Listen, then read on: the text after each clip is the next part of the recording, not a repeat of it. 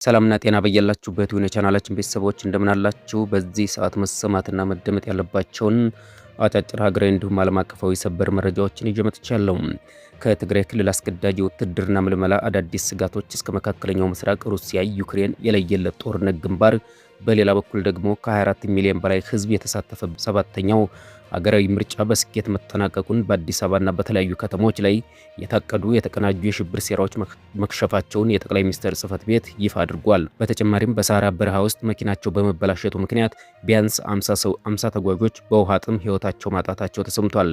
በአገር ውስጥና በዓለም አቀፍ መድረክ የተከሰቱትን እነዚህን እጅግ አንገብጋቢና ሰበር ወቅታዊ መረጃዎችን በቀጥታ ወደ እናንተ እናደርሳለን። ቻናሉን ሰብስክራይብ፣ ቪዲዮ ላይክ እያደረጋችሁ አብራችሁ እንድትቆዩ በአክብሮት እንጋብዛለን።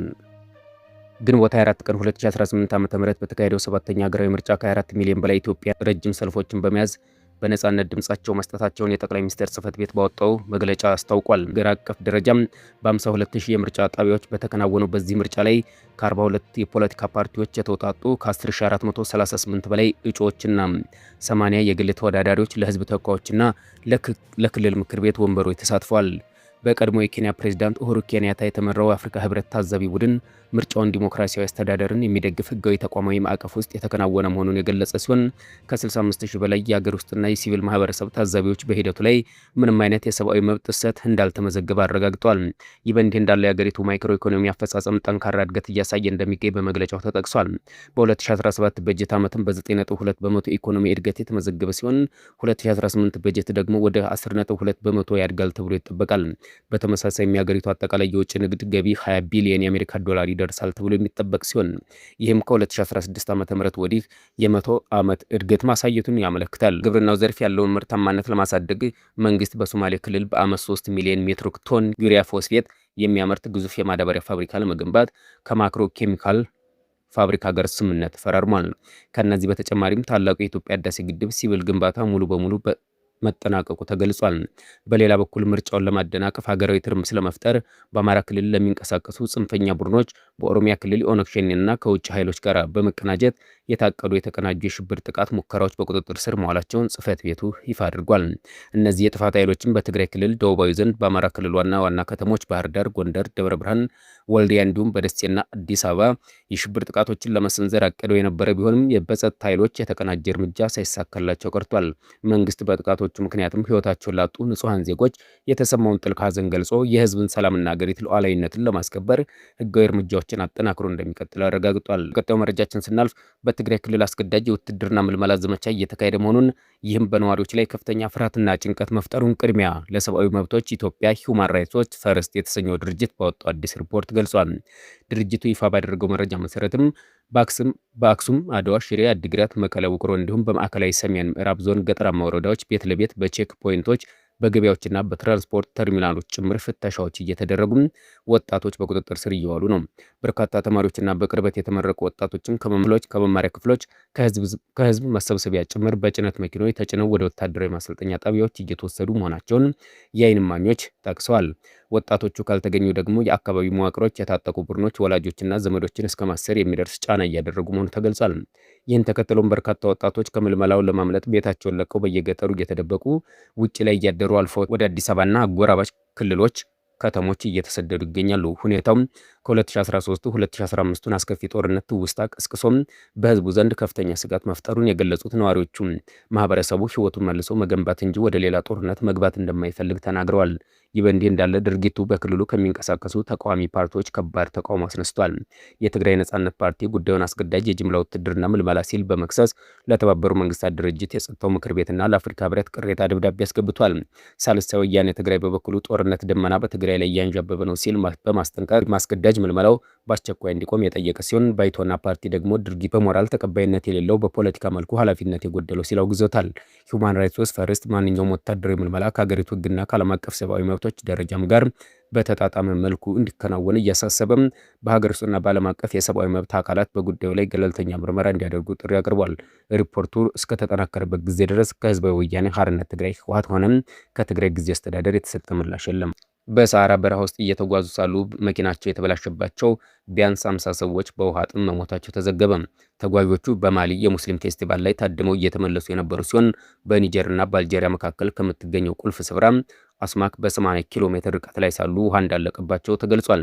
መኪናቸው ከማሊ ቴልሃድ ከተማ ከተነሳ በኋላ መንገዱን እንደሳተና ለቀናት ያህል ተሽከርካሪውና ተሳፋሪዎቹ መኪናውን ለመጠገን ቢሞክሩም ሳይሳካላቸው ቀርቷል። በአዴገዝ ነገረ ገዢ ባወጡት መግለጫም ተጓዦቹ በጣም ሞቃታማ በሆነው ቦታ ላይ መንቀሳቀስ በማይችሉበት ሁኔታ እንደገጠማቸው የሚያስፈልጋቸው ግብዓት ስላላገኙ በህይወት መቆየት እንዳልቻሉ አስታውቀዋል። መኪናውን መስራት ባለመቻሉ ውሃ በማለቁ ምክንያትም በከባድ ሙቀት ውስጥ ታፍነው የሞቱት እነዚህ ተጓዦች አስከሬን ከመኪናው አጠገብ የተገኘ ሲሆን ሟቾቹም በጅምላ መቃብር ተቀብረዋል። አብረው በመጓዝ ላይ ከነበሩት መካከልም ሁለቱ ብቻ መትረፍ የቻሉ ሲሆን መኪናው ከተበላሸበት ስፍራ በቅርብ ርቀትም ሌላ 60 ሰዎች የጫነና ብልሽት ገጥሞት ለ3 ቀናት ለመጠገን ሲሞክሩ የነበሩ ተሳፋሪዎች የያዘ ተሽከርካሪዎች መገኘት ተገልጿል። ወደሚቀጥለው መረጃችን ስናልፍ በመካከለኛው ምስራቅ ያለው ጦርነት አሜሪካና እስራኤል ጥምረት ጋር ወደ ለየለት ምዕራፍ ተሸጋግሯል። በአሜሪካ አጋዥነት በእስራኤል በሊባኖስ መንግስት መካከል የቀረበው ጊዜያዊ የተኩስ አቁም ስምምነት የሂዝቦላ መሪ ናይም ቃሲም በይፋ ውድቅ አድርገውታል።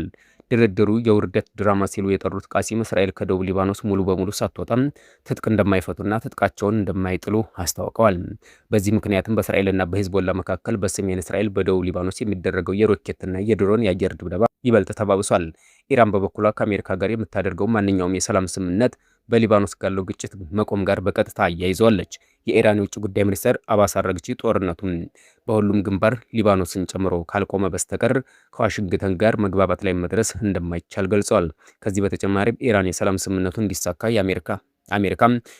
በአሜሪካ የታገደባት 24 ቢሊዮን ዶላር እንዲለቀቅላት የጠየቀች ሲሆን ጥቃቶቹ የሚቀጥሉ ከሆነም ግንባሩን እንደምታሰፋ አስታውቃለች። በአሁኑ ወቅትም በሆርሙዝ ወሽመጥ ላይ ባለው ፍጥጫ ምክንያት የንግድ መርከቦች ጉዞ ፈጽሞ በሚባል ደረጃም በመቆሙ የዓለም የነዳጅ ገበያ ክፉኛ እየታወከ ይገኛል። ይህ በእንዲህ እንዳለ በአሜሪካና ኢራን መካከል እየተባባሰ የመጣው ዲፕሎማሲያዊና ወታደራዊ ውጥረት ተከትሎም የዓለም ላይ እጅግ ቁልፍ የሆኑ ባህር መስመሮች አንዱ የሆነው የሆርሙዝ ስትሬት እንቅስቃሴ ወደ ዜሮ ተጠግቷል። ሆርሙዝ ስትሬት በፋርስ ባህረ ሰላጤና በኦማን ባህር መካከል የሚገኝ ጠባብ የውሃ መስመር ቢሆንም ለዓለም ኢነርጂ አቅርቦት ግን ዋነኛው የደም ስር ነው። በየቀኑ በአማካይ 21 ሚሊዮን በርሜል ድፍድፍ ነዳጅ በዚህ መስመር በኩል ያልፋል። ይህ በዓለም ላይ ባህር ከሚጓዘው አጠቃላይ ነዳጅ ውስጥም 20 በመቶውን ወይም 1/5ኛውን ይሸፍናል። አሁን ላይ የተፈጠረው የንግድ መርከቦች መስተጓጎል በዓለም አቀፍ የንግድ ላይ ከሚከተሉት 3 ዋና ዋና ቀውሶችን ያስከትላል ተብሎ ይፈራል። የመጀመሪያው የነዳጅ ውጤቶች ዋጋ በከፍተኛ ደረጃ መናር ነው። መስመሩ መዘጋቱ እንደ ሳውዲ አረቢያ፣ የተባበሩት አረብ ኤሚሬት፣ ኩዌት እና ኢራቅ ያሉ ግዙፍ የነዳጅ አምራች ሀገራት ምርታቸውን ወደ ውጭ መላክ እንዳይችሉ ያደርጋቸዋል። ይህ ደግሞ በዓለም ገበያ ላይ የነዳጅ እጥረት በመፍጠር የዋጋ ንረትን ያባብሳል። በተለይም በነዳጅ አቅርቦት ላይ ጥገኝነት ያላቸው የኤዥያ ሀገራት እንደ ቻይና፣ ህንድ፣ ጃፓን እና ደቡብ ኮሪያ አውሮፓ ሀገራት ቀውሱ ቀጥተኛ ሰለባ ይሆናሉ። ሁለተኛው የአቅርቦት ሰንሰለት መቋረጥ ነው። በዚህ ስትሬት በኩልም የነዳጅ ብቻ ሳይሆን ከፍተኛ መጠን ያለው የተፈጥሮ ጋዝና ሌሎች ንግድ እቃዎች ጨምሮም ይጓጓዛሉ። በመስመሩ መዘጋት መርከቦች ረጅምና እጅግ ውድ የሆነውን የአፍሪካን አቋራጭ መንገድ እንዲጠቀሙ ያስገድዳቸዋል። ይህ ደግሞ የትራንስፖርት ወጪና የእቃዎች የመድረሻ ጊዜም በእጥፍ ጨምረዋል። ሶስተኛውና የመጨረሻው ተጽዕኖ በዓለም አቀፍ የዋጋ ግሽበት ነው። የነዳጅ ዋጋ መጨመርና የትራንስፖርት ወጪ መናር በቀጥታ በምግብ በፋብሪካ ምርቶችና በአገልግሎት ላይ ዋጋ ጭማሪ ያስከትላል። ይህ በአሁኑ ወቅትም ማገገም ላይ የሚገኘው ዓለም ኢኮኖሚ ወደ ከፋ የዋጋ ግሽበት ሊከተው ይችላል ሲል የኢኮኖሚ ባለሙያዎች ያስጠነቅቃሉ። የሆርሙዝ ስትሬት መዘጋት የሁለት ሀገራት የፖለቲካ ፍጥጫ ብቻ ሳይሆን እያንዳንዱን የዓለም ዜጋ ኪስ የሚነካ ዓለም አቀፍ ቀውስ ነው። የተባበሩት መንግስታት ድርጅትና የዓለም መሪዎች ውጥረቱን ለማርገብ ጥረት እያደረጉ ቢሆንም እስካሁን ግን ዘላቂ መፍትሄ አልተገኘም። በመጨረሻም በሩሲያና ዩክሬን ግንባር ደግሞ የባህር ላይ ድሮን ጥቃቶች ተባብሰው ቀጥለዋል። ሩሲያ ዩክሬን በጥቁር ባህር አዞሽ ባህር ላይ የሚንቀሳቀሱ የጭነት መርከቦች ላይ የድሮን ጥቃት በመሰንዘር 5 የመርከብ ሰራተኞችን ገድላለች ስትል ከሳለች። ዩክሬን በበኩሏ መርከቦቹ የዩክሬን እህል ለመስረቅ የሩሲያን ወታደራዊ ሎጂስቲክ ለማጓጓዝ የሚንቀሳቀሱ የነዳጅ የጭነት መርከቦች በመሆናቸው ኢላማ ማድረጓን አምናለች። ይህ በእንዲህ እንዳለ የሩሲያው ፕሬዝዳንት ቭላዲሚር ፑቲን ዩክሬን ፕሬዝዳንት ቮሎዲሚር ዜሌንስኪ የጦርነቱን ማክተሚያ አስመልክቶ ፊት ለፊት ለመገናኘት ያቀረቡትን የሰላም ውይይት ጥሪ ውድቅ አድርገውታል። ቻናላችን ቤተሰቦች ለሰዓቱ የነበረን አጭር መረጃ ይህን ይመስል ነበረ። ከቆይታ በኋላ በሌላ ፕሮጀክት የምንገናኝ። መልካም ጊዜ ይሁንላችሁ።